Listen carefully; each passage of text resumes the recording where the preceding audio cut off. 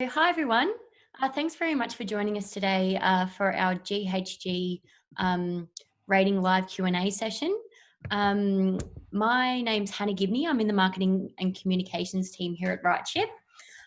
Today's not about me though. We've got Chris Fumberger, who's Sustainability Manager, and Lucy Packham, who's Sustainability Officer from RightShip, joining us. So thanks to you both for being here. Thanks, Hannah. Hi, Anne. Hello. So the plan for us, today is to get Chris and Lucy to answer all of your burning questions about RightShip's GHG rating and how it works in the online platform launching in September this year. So we'll start off by answering some of the questions that came through during our educational sessions on Tuesday. And please send through any additional questions in the GHG, in the Q&A tab during the session. So depending on the volume of questions that we get, we may not be able to answer all of these today, and often particularly when they're to do with individual fleet queries. So if not, we'll get in touch with you offline in the coming days to answer your questions and give you all the information that you'll need. So I suppose let's dive right in. All right, so I've got one for Chris here. How does the GHG rating interact with the IMO's EEDI reference line? Thanks, Hannah. Hi, everyone. Chris Fumberger, Sustainability Manager at RightShip. Great question, this one. This is a really common question and one that is really good to clarify. So everyone knows the EEDI came in basically in 2014. It's a requirement for all new vessels built today. So it basically sets a minimum compliance piece for each vessel. So every new vessel, say it's a bulk carrier or a tanker, needs to comply with that or beat the reference line.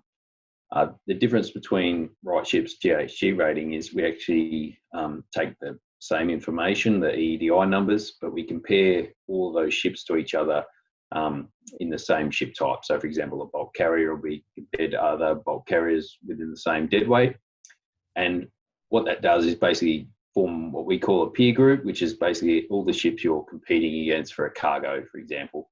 And the difference between the compliance or the reference line and the actual competing against all the vessels in the peer group is that's where the A to G rating comes in, the GHG rating, and the most efficient vessels are rated highly and the least efficient are rated not high. So I suppose the key piece here is the GHG ratings more against your competitors, not against the compliance piece. And part of that is that it's a lot easier to comply than it is to beat your competitors. And that's what we're looking for, is to really promote those ship owners who have invested in their vessels and invested in efficiency measures to be the best in their group. And those ship owners are being rewarded. And a really good example here is we're in 2020 at the moment, so we're in phase 2 reference line. In 5 years' time, everyone has to beat or exceed the phase 3 reference line. But we're already seeing lots and lots of vessels already do that, that are built today or were built sort of yesterday, so to speak. And most of those vessels are, say, A and B rated in the market. So they're the most efficient ones. And then, new builds that are coming on the market today are generally in that space. So thanks, Anna. Great, thanks, Chris. One for you, Lucy, I think. So is it likely that my vessel's GHG rating will change with the move to the new platform? And are you making any changes to the EVDI formula? Thanks, Anna. So I'm Lucy Packham, Sustainability Officer, RightShip. And that's a really good question and a good one for us to clarify early.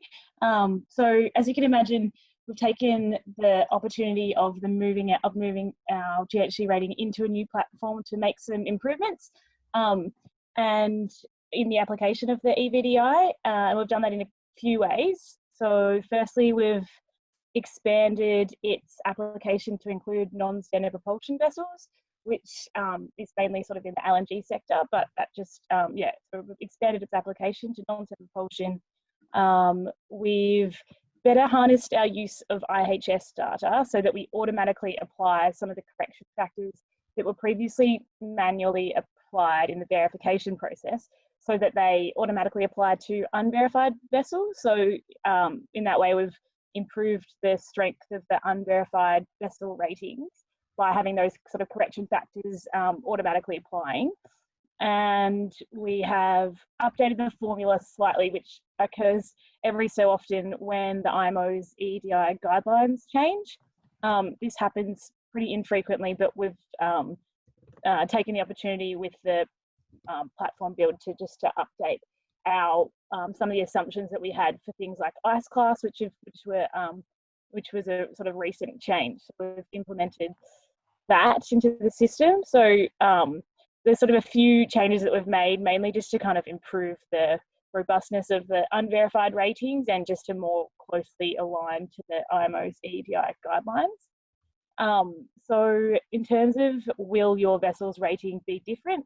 For those that were verified before, your EVDI will remain the same, because in the verification process, we sort of take care of some of those correction factors. So but for an unverified rating, it might change slightly. And I guess the changing of some of the unverified ratings and widening to include non-standard propulsion for mainly LNG carriers will result in a slight change to the peer group, which might mean that the GHG ratings will change very slightly, but it's just, I guess, to incorporate those improvements and strengthening of the database and the calculations. Great, thanks, Luce. Now, just a reminder that if anyone online if you do have a question for Chris and Lucy, please do send it through. We'll answer as many as we can during today's session. Got another one for Chris. So it was mentioned that a comparison between an individual fleet and the competitor's fleet tonnage could be done. How accurate is this, as we know that a high percentage of the ships are not verified, especially a small segment where the clients are not putting so much attention onto the GHG rating? Thanks, Hannah.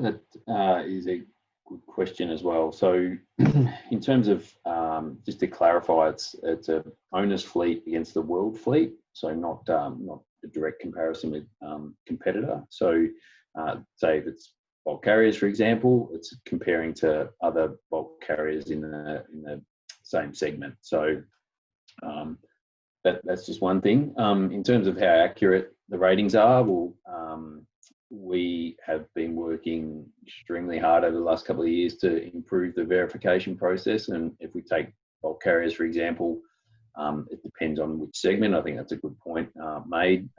Some segments aren't as well verified as others, but if we take the Cape size segment, for example, we're at about 95, 98% verification through the Cape size segment.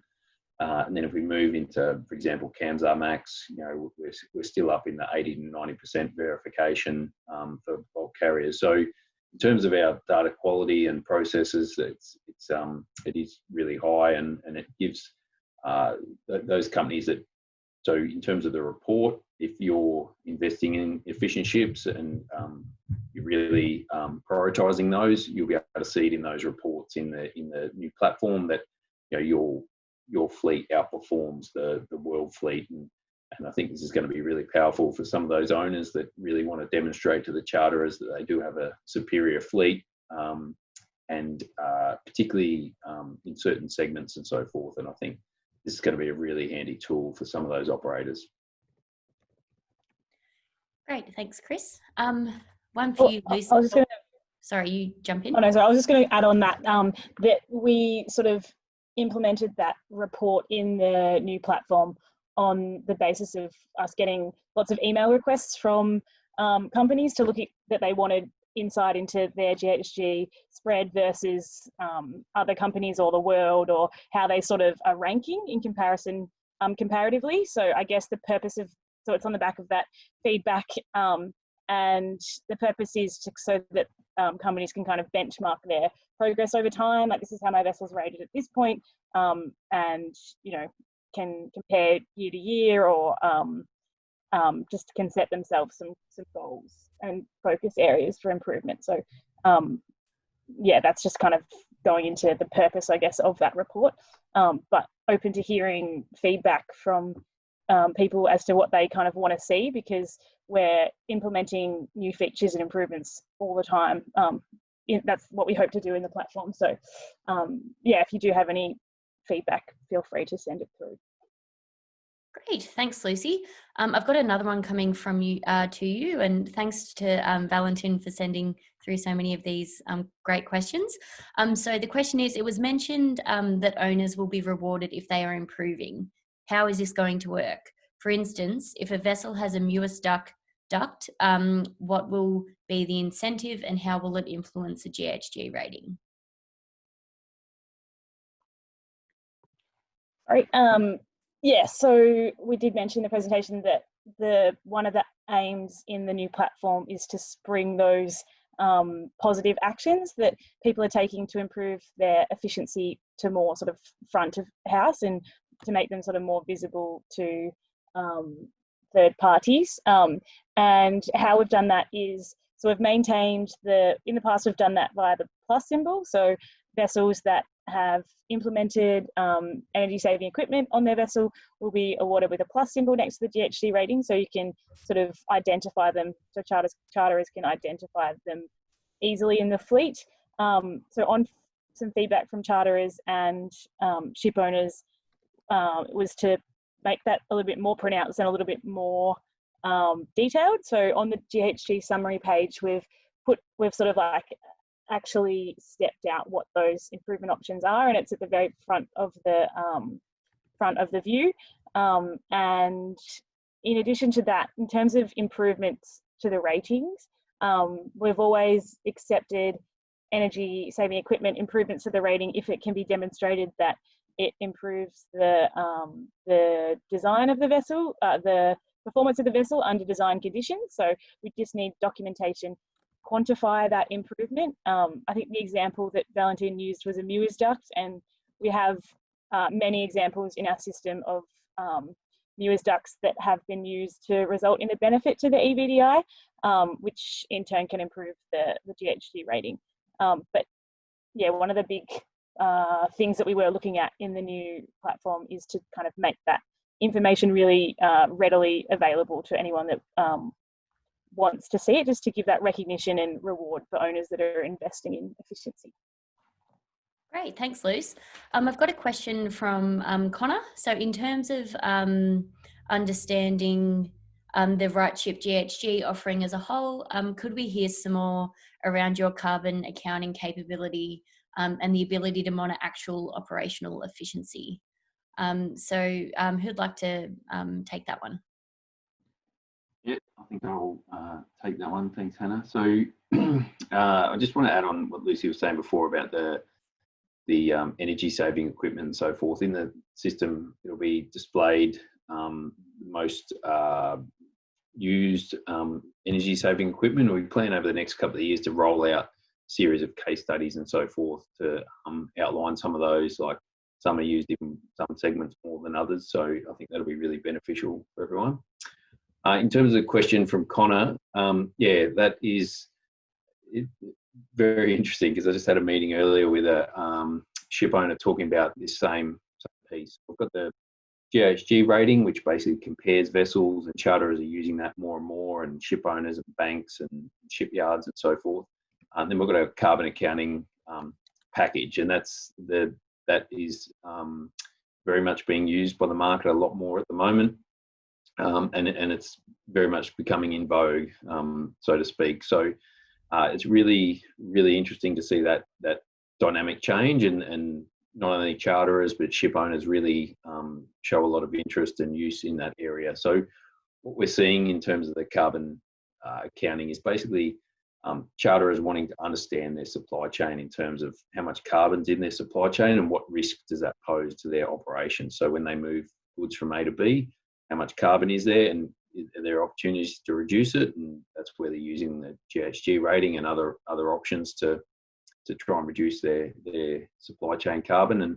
And we collect data from various sources, but for that it touches on the point around the operational data. So we very much use the fuel use data where it's available to use that in our calculations, and that really adds that operational piece in there. And I suppose the point here is that this is very much a trend that we're seeing grow and grow very quickly, and I think the pressure on not only charterers, it's coming from, say, if they're a listed company, it's coming from their investors, it's coming from their board and management and so forth, so that they understand their supply chain, and then that pressure is being relayed down the line to the suppliers of the tonnage. So if you're a ship owner, and there's many on the line today that I can see, and we've had discussions with some of those, and we've worked with some of you out there already, and the ones that are at the front of the queue and that are really pushing the boundaries on the carbon piece and really trying to position themselves as reducing the carbon that they're emitting in their vessels, I think they're getting a lot of benefit at the moment. Great, thanks, Chris. One that's come through on in the chat function. So, will scrubber installation impact GHG ratings? Who'd like to take that? I might as well take that one again. Okay. Sorry, Lucy. No. Per the IMO guidelines, it doesn't directly impact the actual equation. What it is bound up in the auxiliary equation, and that's basically a factor in the equation. And like in reality, in operation, we know there's going to be more electrical load needed for the scrubber, but in terms of the equation for the EVDI or EEDI and the GHG, it doesn't impact it. And we had a question earlier around the difference between the charter market wanting scrubber fitted vessels and non-scrubber fitted vessels, and that's a really interesting dynamic at the moment, and we're seeing that that's not really having a huge impact. It's more the actual efficiency of the vessel. So whether it's got a scrubber or not, it all comes down to the efficiency and what the rating is in the market. Great, thanks, Chris. Got one for Lucy. It's also related to the new platform. So will you be incorporating carbon accounting in the new platform? I was actually just going to add to that scrubber comment, but it sort of relates to carbon accounting. No, it's good. It's fine. It relates to carbon accounting. That while the GHG rating doesn't, it's not impacted by the installation of a scrubber. When we do carbon accounting, because we're looking at actual fuel consumption data, it's sort of in that form where the impact of having a scrubber and the requirement to use more fuel would be realised, and that would just be because we're actually using fuel use information to calculate the emissions over a journey. And carbon accounting is something that we're it's hearing more and more about and getting more and more requests about, because carbon is obviously a big, and emissions reductions quite a big issue in the market at the moment. In terms of whether carbon accounting will be included in the new platform, which was the question, we've been obviously working very hard to get the platform to where it is now with all the new features that we outlined in the recent webinar. And as I said, we're getting lots of, and they were all on the back of feedback that we received from ship owners and charterers and other people that use our services, and carbon accounting is front of mind as well. And we are looking to implement carbon accounting in the platform because of that in the future, but it won't be in this next release, but it's definitely in the pipeline for a release further down the track, but just not in this next release. Great, thanks, Lucy. So another one about energy saving equipment, this one from Valentin. So what kind of documents are needed to classify the effect of energy saving equipment on ship performance? Does it need to be class, or which organisation needs to approve it? Happy to take that one. So basically, yeah, we prefer class approved, or it can be a reputable third party, but basically you need to outline the performance improvement. So a lot of operators just supply a brochure. It's like, yeah, that's good, but we actually need a vessel specific documentation that actually outlines the vessels. For example, VREF or speed went from this to this, and it's because of whether it's a duct or a fin or engine improvements, those kind of things. So basically needs to align with the IMO guidelines, and you need to provide that information to actually demonstrate that the vessel is performing better than it was before the installation of that equipment. Great, thanks, Chris. Another one for you, Chris. As far as I can see, it goes. So I think it's, sorry, I'm just trying to read ahead of this question. So I think it's talking about verifications again. How does it work? How do verifications work for RightChip non-customers? Most companies don't have access to the RightChip platform. Do they continue to send all the data to the RightChip environment address, or what? How does that fit into the new workflow? Yep. So what we've designed is the new platform is trying to house everything within the platform, so all the communications, all the interaction, and all the information will be housed in there. Customers, for example, will have the benefit of being able to log in, see their vessels. If they want to verify a vessel, they click on the blue button, upload the documents, upload the information, come through to RightChip.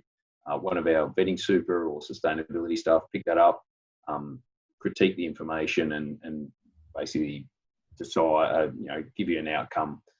So that's for a customer. For a non-customer, for a customer, it's basically a priority service. For a non-customer, it's we'll basically send you a URL or a link, and you can upload the information in the link. Then it comes into our system, and we deal with that, in a similar way, and you get your result out at the end. So we've really tried to design it with our customers in mind. But if you're a non-customer, you still can access the information and get that out of the system as well, and interact with us. It's just not as easy and streamlined as a customer opportunity. Great, thanks, Chris. I have one for Lucy, which says, to avoid surprises, at what intervals can we expect to see changes in the GHG rating scale for individual vessels, a fleet in the platform due to peer group upgrades? So this is something that we get asked all the time, and that's to provide further insight into how the rating is going to change over time. Obviously, from a starting point, a lot of people don't understand that the rating is dynamic. So it's because it's based on a comparison of the vessel to its peers. As the peer group changes, the rating of the vessel will change within that peer group, and that's because new vessels come into service, older vessels get scrapped, vessels are upgraded and they're verified, and so over time the efficiency of the fleet is generally improving, which means that if a vessel isn't implementing an improvements to it, then it's going to sort of slowly decrease over time, the rating. And I think in a perfect world, this would kind of, it's difficult to sort of put a specific number of years on it, because different segments of the fleet move in different ways, and some move super quickly, like the Cape fleet. It's because people are putting on upgrades all the time. It's moves a lot quicker than other segments. But in an ideal world, obviously a vessel would come into service as A-rated, and then over the lifespan of the vessel, it would sort of slowly make its way down to the lower ratings. And yeah, this is something that we've noticed that vessel owners are tracking over time. So they're looking at their rating and their size score, and to kind of monitor how their rating is likely to change. So we implemented in the new, and currently you can track this via fleet list registration in the system. So you can be notified when your vessel's rating change. But in the new platform, we've actually set up an activities timeline for the vessel, so you can see anything that's happened to that vessel over time. So whether something was changed in the verification process, whether the ratings changed, and then it's kind of like a really nice visual snapshot of how the rating is moving over time and any sort of actions that have occurred against the vessel, which is another useful insight in the new platform. Yes, but that's just based on that's a question that we get all the time, and it's also useful for us to know, I guess, when vessels are nearing different ends of different rating bands. It's good to sort of see that in a visual depiction. Great, thanks, Lucy. Another one that's come through on the line, are the calculations of the GHG rating available for RightShip customers? I think the reason being is that when we have an unverified vessels, some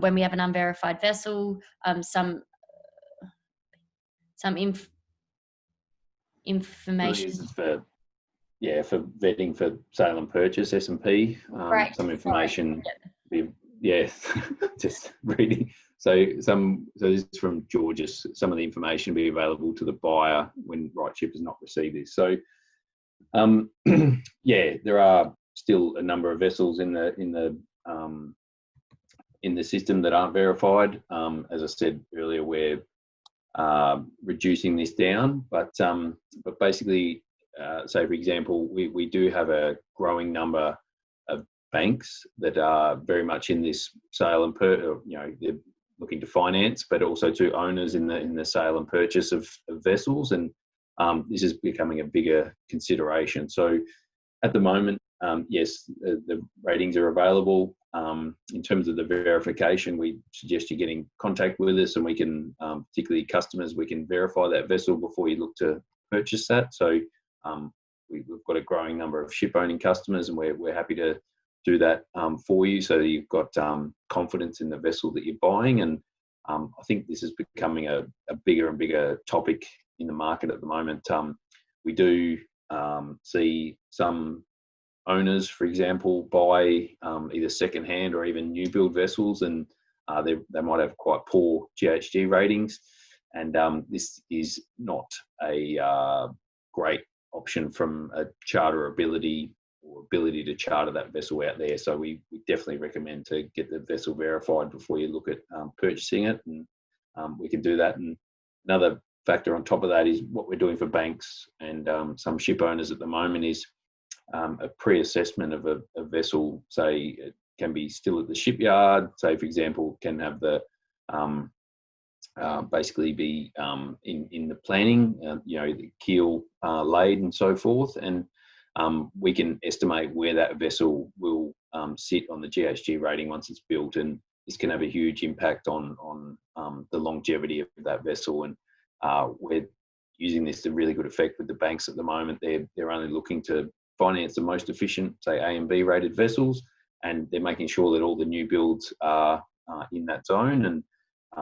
And you might think that yes, they will be, but that's not always the case. And I can tell you, Newcastle Max vessels, I had earlier in the week, I had 2 vessels on the one day that verified their information. One was B rated, so that was one of our customers, and they have done a really good job in investing in efficiency for that vessel. And then the other one was also a customer, but they didn't quite prioritise the efficiency, and they come out as E rated, not too far off F rated. And this is a brand new vessel, it was less than 1 month old. So if you compare the pair, it's very obvious that one of those owners really invested and worried about the efficiency, and one didn't. And I think they'll have two very different lifespans out in the market. Great, thanks, Chris.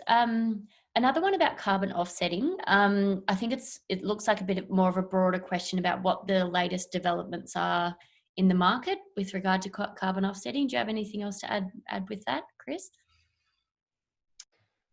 Yeah, I suppose, like you said, carbon is a really hot topic at the moment, and one thing that is in the market is the option to offset. So we basically, we prefer less carbon to be generated to start with, but we know that shipping is basically, at times there's no other option but to generate carbon through shipping.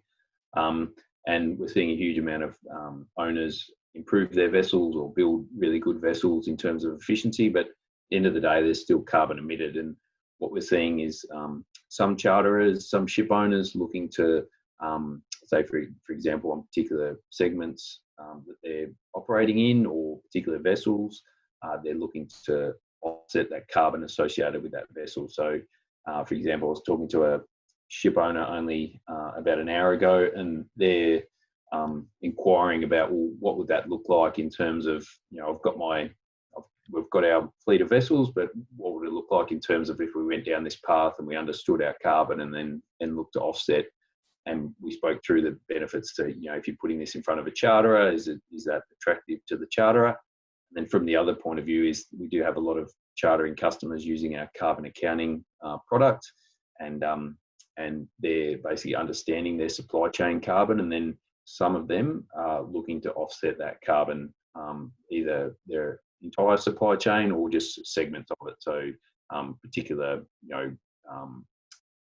voyages or segments of their supply chain. Great, thanks, Chris. Now we've got a good question coming through, which I think might be a good way to bookend the Q&A session.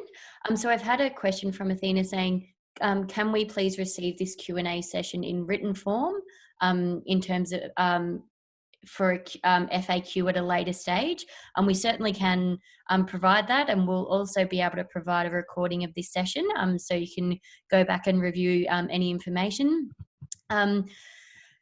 It's also, as I mentioned, during the education session, Lucy and Chris and the rest of the sustainability team are always happy to address your questions and concerns anytime. So you can always contact them at environment@rightship.com, and they can sort of take those discussions offline as well. So thanks to all of you for joining us and for your fantastic questions. And we hope that you enjoyed it. And thanks to Lucy and to Chris for sharing your expertise with us today. Thanks, Hannah. Thanks, Lucy. Thanks, Hannah. Thanks, everyone, for sending your questions through. Yeah, really appreciate the live questions. It's really good. I believe this is the first time we've done it as a right ship with the video and so forth. So really, really exciting, and hope you got a lot out of it. Great. Thanks, Chris. Thanks, guys. Have a good one. All right, Bye. thank you.